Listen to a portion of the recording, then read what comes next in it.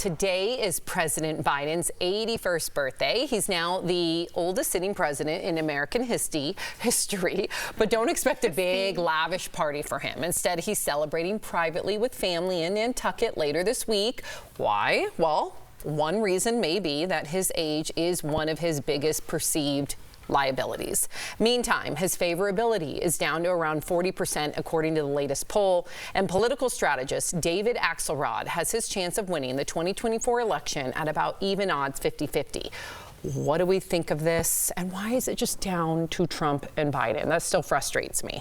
Doesn't it feel like that's the way it's supposed to be in terms of us just like having no options? So we keep kind of having these cycles of conflict with each other, because I do think that there are people, conservatives, that are also like, okay with abortion. I think there's so many different kinds of viewpoints, but no matter what it is, you're in this big tent, and you're in there with people that you may not necessarily agree with, and you only have one guy up there, usually just a guy, and you have no options in terms of their background, in terms of if you don't like this person, is there a suitable the next in line? Because if anybody says, hey, I'm going to run against Erica, well, they'll make sure to your allies will trash you in your own party. So everybody stands down. It hurts, as you know, the constituents. I want to hear from Marianne Williamson. I think Marianne Williamson has some great ideas. I know you want to hear from RFK Jr. I know people want to hear from Nikki Haley. And when we can't hear these ideas from as a constituent, I think that only hurts democracy. But anyways, what do you think about Biden and his new poll results?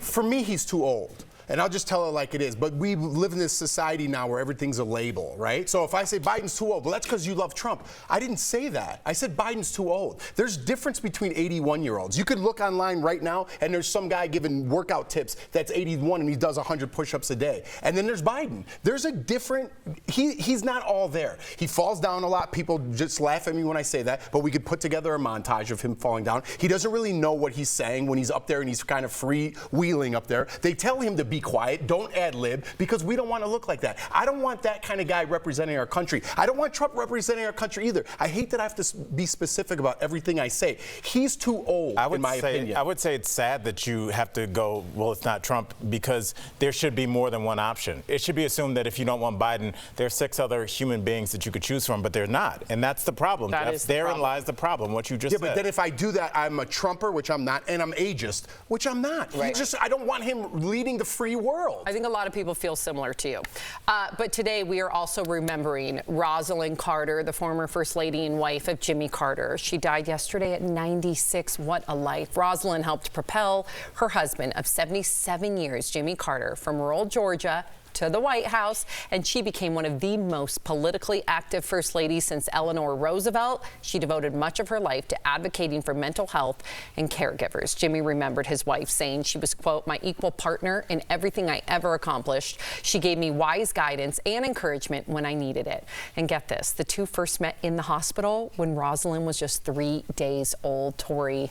You don't get many people like a Rosalynn Carter. They both were awarded the Presidential Medal of Freedom for the work they did. They continued to make houses well into their 70s and 80s. They both took their Christianity extremely seriously and the love that they had for each other.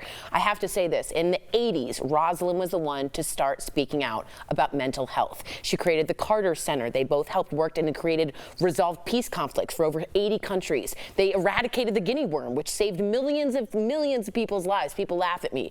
This woman did anything she could to help others, and she made the First Lady role what it is today. Michelle Obama has posted about it and said she told her, make it your own. Make it your own. We will miss Rosalynn Carter. Wow. May she rest in peace.